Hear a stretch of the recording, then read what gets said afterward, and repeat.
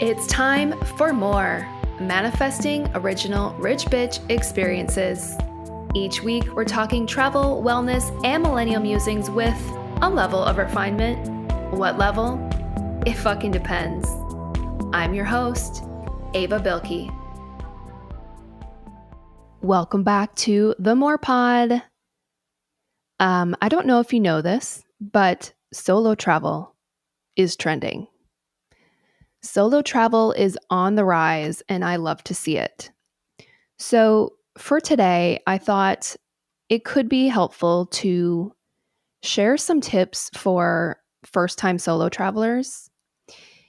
If you have not yet had the chance to take a solo trip, maybe it's something you're considering, or maybe it's something you've been a bit hesitant about, I want to encourage you to take that trip.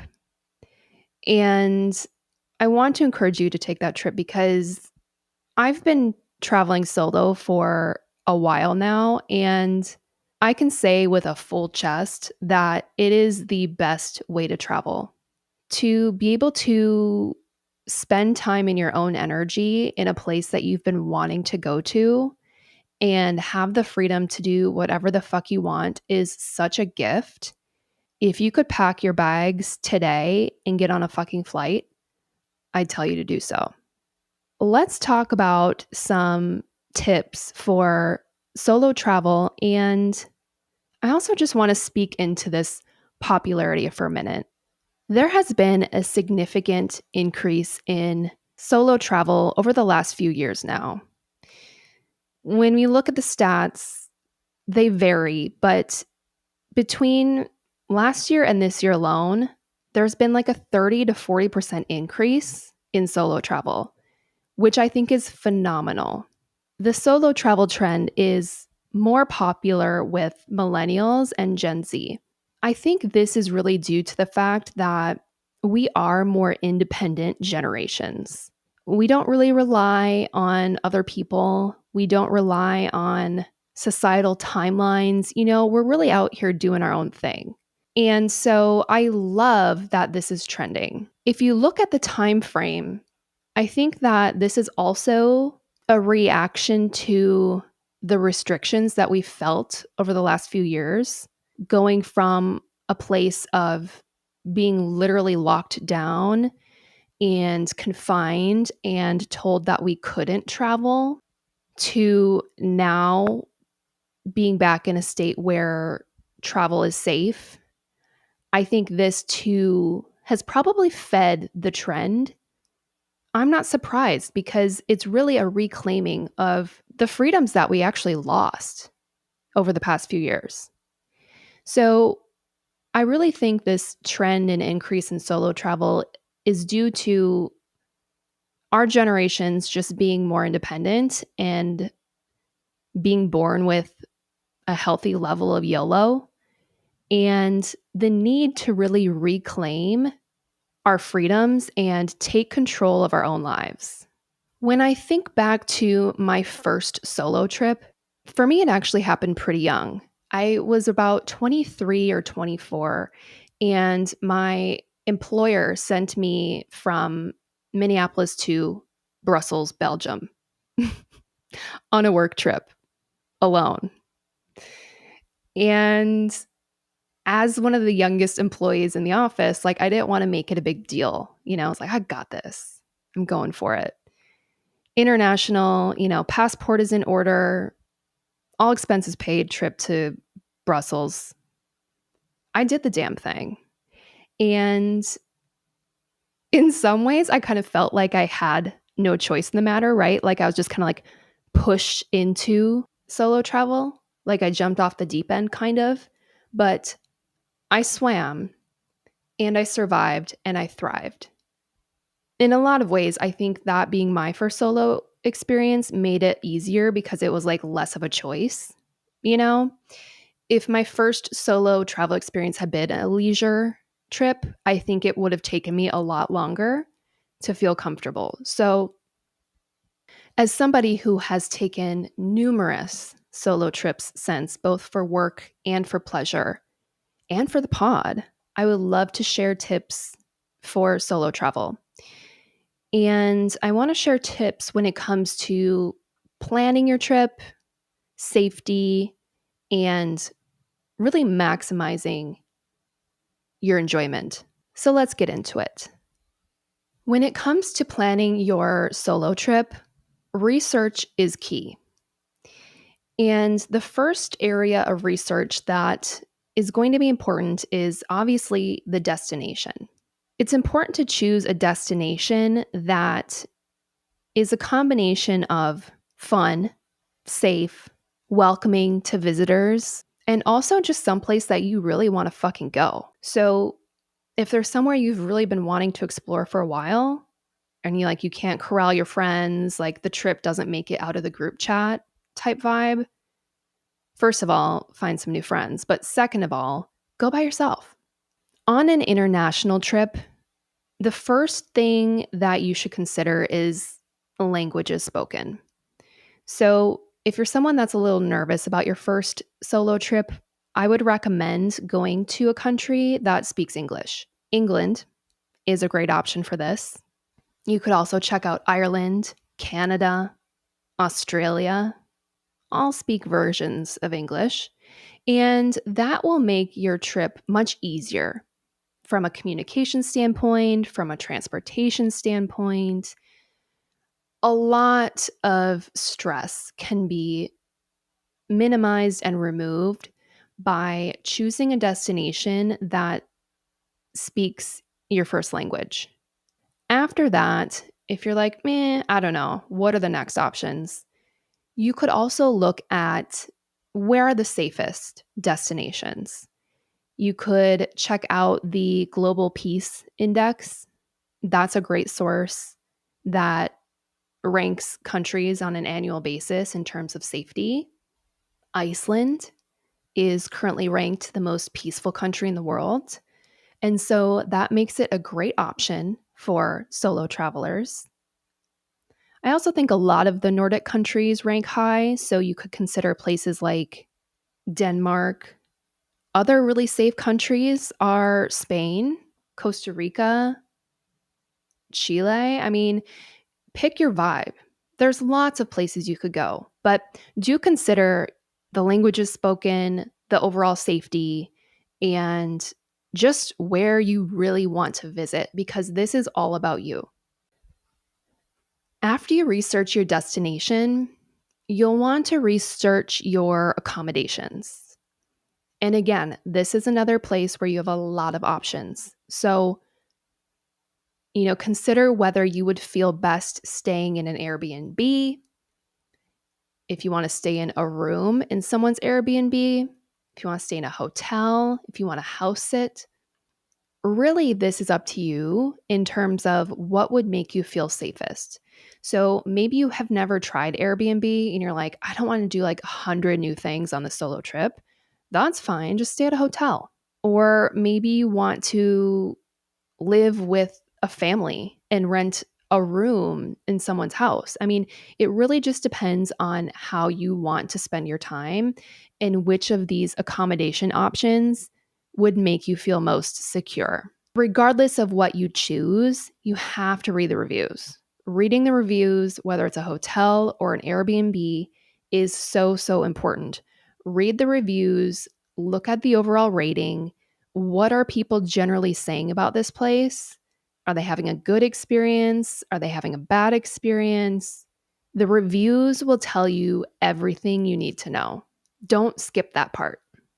One other tip I will add on reviews is that you also want to look at recency. If people were complaining about something 4 years ago, it may not be relevant anymore. But if people are complaining about something like 2 weeks ago, for me, that would be a red flag. So spend time on the reviews.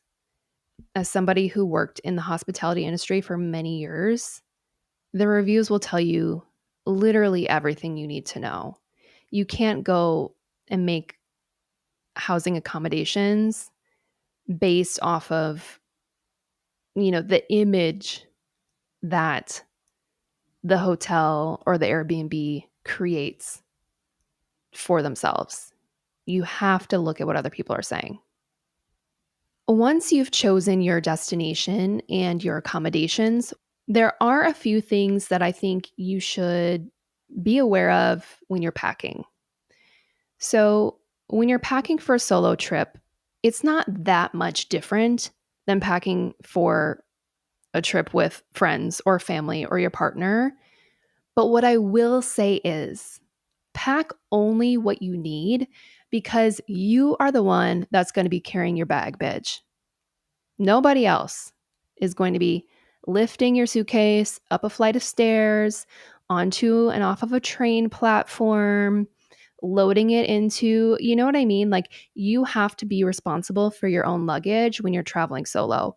And so, really only pack the things that you need and leave everything else, all that extra weight at home. You're also going to want to pack really thoroughly because you can't depend on anyone else to have that one thing you forgot to pack. For me, it's usually a hairbrush or deodorant. For some reason, those items never make it into my bag. And in a situation where I'm traveling with someone else, in a pinch, I can always ask them. When you're traveling solo, you can't do that. So be really thorough when you're packing and act like your life depends on it. You know, it's a life and death situation, and you better make sure that everything you need to survive on your own is in that bag, but nothing more. There are a couple of items that I would recommend that are especially important for solo travel. One of those items being a journal. I think that solo travel is a really great time to be journaling of your experience. And so, making sure that you are making space in your bag for a journal is super important. I also think you're going to want to make sure you have something to keep yourself entertained. So, if you are spending more time alone, you might want to have a book, or you want to make sure you have your headphones so you can listen to music. You know, thinking about like an activity that you might want to bring yourself for moments where you feel like you need a little like comfort item, you know? I was going to say like a blanket. Like, what's your comfort blanket? Is it a book? A magazine? Bring it. You also want to make sure that you have a portable charger. This is a great thing to have on hand because, again, if your phone dies and you're solo traveling, you can't really depend on anyone else to order that Uber or look up the map to your destination. So, a portable charger is a must have.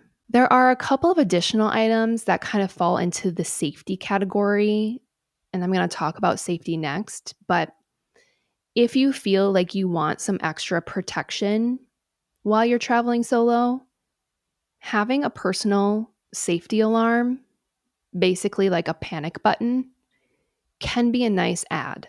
Another thing that's super popular that I don't personally travel with, but I see a lot of conversation around is a portable door lock. So, if you want to add an additional layer of lock to your hotel room door or your Airbnb door, a portable lock would be the other thing that you might want to consider for a solo trip that you might not necessarily pack for other types of trips.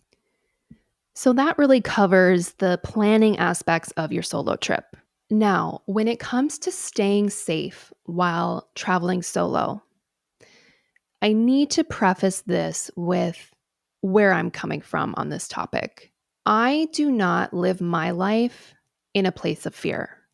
I believe that the world is generally a safe place, and I believe that people are generally good. That's my starting point when it comes to safety. I don't love fear tactics. You know, if you want fear based safety tips, like go somewhere else. That's not me. But of course, there are general tips that will keep you safer in all situations. So, when it comes to solo travel safety, I think the first really great one is to share your location with a friend in advance of your trip. Pick one trusted friend or family member and share your location with them in Find My Friends. Let them know that they are your emergency contact, so to speak. Let them know that you're going on a solo trip and you're sharing your location with them in case something terrible happens. You can turn off the location sharing when you get home, but I do think it's a great idea to make sure that there's one person that has your location. When it comes to traveling around and transportation, it's always a good idea to look at your routes in advance. Get a general idea of where you're going, approximately how long it's going to take, the route, how you're going to get there. If you're in a city where it's super walkable, my favorite tip is to load the map, the walking map to where you're going, and then listen to it in one AirPod. So you keep one AirPod in that's feeding you directions, and then you keep one ear open so that you can hear everything else going on around you. I think that is the best way to walk around anywhere that you're unfamiliar.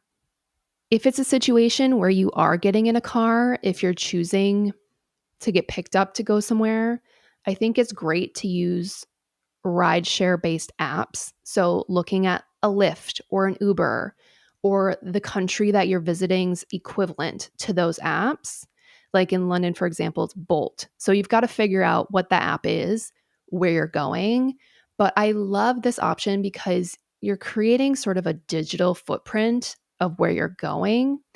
And I think sometimes just knowing that there is record of who's driving you, what their license plate number is, those types of things I think is super helpful just to create, I don't know, a paper trail, right?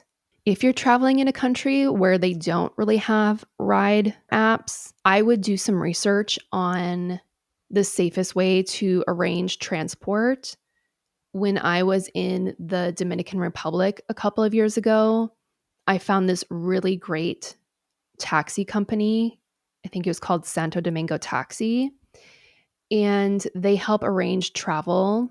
What I love, love, love about what they do is they send you a photograph of the driver and their vehicle and their license plate number after your trip has been booked. So it gives you that peace of mind where you can verify that you're being picked up by the right person in the right vehicle. They're going to get you to your destination safely. It's a really great way to just verify that everything is right before you get into a car in a foreign country. So definitely spend some time looking into transportation and create some sort of a record or verification for every ride that you take when you can, when you're traveling solo. My next safety tip is to be present and aware of your surroundings. So, if you are in transport somewhere, this would be paying attention, looking out the window, watching where you're going instead of like binging TikToks in the back seat, right? This is really just about being mindful of your surroundings and just being very present. And being present, I think, is something that will happen quite naturally when you're traveling solo. You really don't have a choice to kind of fall into that autopilot moment, but a reminder is always helpful. The next one, don't walk alone after dark. Walking around in the dark in an unfamiliar city or location is not a good idea. Plan your wandering for daytime hours. And if you find yourself out somewhere and you're going back home after dark, don't walk. Take a public transportation option, take a rideshare option, and do your best to avoid walking around alone at nighttime. And lastly, trusting your intuition is probably the most important safety tip I could share. Trusting your intuition and going based off of your gut is such a strong indicator of safety. And this is one of those things that's not logical, right? So, if for some reason you all of a sudden get a bad feeling about getting into a cab or going to a certain bar or meeting up with a certain person, don't do it. Trust your intuition. 10 times out of 10, your intuition is right. And I think that is the most important safety tip for solo travel and for life in general. So, enough with the safety tips, right? They're obviously important, but again, I don't think travel should be approached from a place of fear. I think at the end of the day, it's just being smart and aware and present and trusting yourself, but also approaching your travels and the people you meet along the way with an open mind and really greeting them with love, which is on the opposite side of the spectrum as fear. And you'll have a great time. My last set of tips for solo travel are around making the most of your solo travel experience. First and foremost, meeting new people and making connections. So while you are traveling solo, it does not mean that you have to spend all of your time alone. Maybe you're traveling solo and you have a friend that lives in the city that you're visiting. That is a perfect opportunity to meet up with them. Or maybe you don't know anyone, but you ask around for recommendations and you meet up with a friend of a friend. That can be a really fun thing to do when you're traveling solo, and it prevents you from getting too lonely on your trip. Another way to meet people is to talk to strangers. Again, I know this sounds counterintuitive to everything you were told as a child. Talking to strangers and talking to locals is a super important part of solo travel that you may forget to do if it's your first time and you're maybe a little apprehensive about it. But do talk to strangers if you want to make connections. Another great way to talk to people, if you're like, I don't know how to talk to strangers, is just to go sit at the bar somewhere. So go sit at the bar of a restaurant, eat a meal at the bar. You'll meet a lot of other people also sitting at the bar, eating meals alone. So that's a perfect way to strike up conversation. And I think it's important to keep in mind that, the people you meet, like, they don't have to be your next best friend or your next soulmate, right? Like, we are meeting people and making connections just to have the human experience of doing so. Like, it doesn't have to be a forever thing. Don't be afraid to chat with people. You'll learn a lot, and it will definitely enrich your solo trip. Another way to make the most of your solo travels is to really step out of your comfort zone and do something to really immerse yourself in a new culture. So, one of the ways that I love to do this is by taking some sort of a guided tour. This could be like a day trip somewhere, or this could be like a walking tour of your city that you're staying in, but some sort of an organized tourism based group activity is a really fun thing to do solo. And again, it's a great way to have local interactions. And you can also meet other solo travelers this way too. But this is a really fun way to step out of your comfort zone. Another option that I love is to take some sort of a class. It could be a language class, a cooking class, some sort of crafts class. It could be an exercise class. But stepping out of your comfort zone and taking a class is so fun because it's probably something you wouldn't naturally do at home. I love to do a cooking class, and I'm not even really a big cook. Language classes are interesting to me. I feel like if you're staying somewhere longer, it could be really fun to learn the local language. Taking an exercise class is always great. Lots of classes. And you don't have to do like a bunch of them, but just pick something that feels exciting and interesting to you.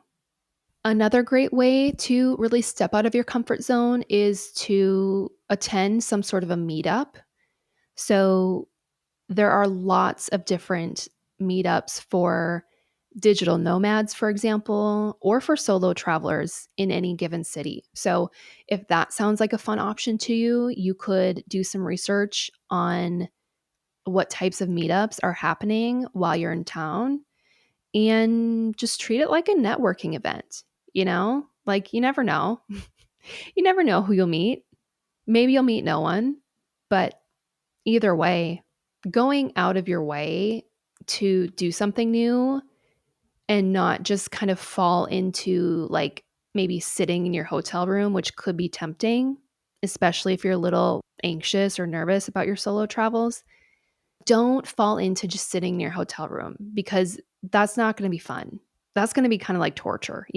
Like go out and do something and just show up and just have the experience.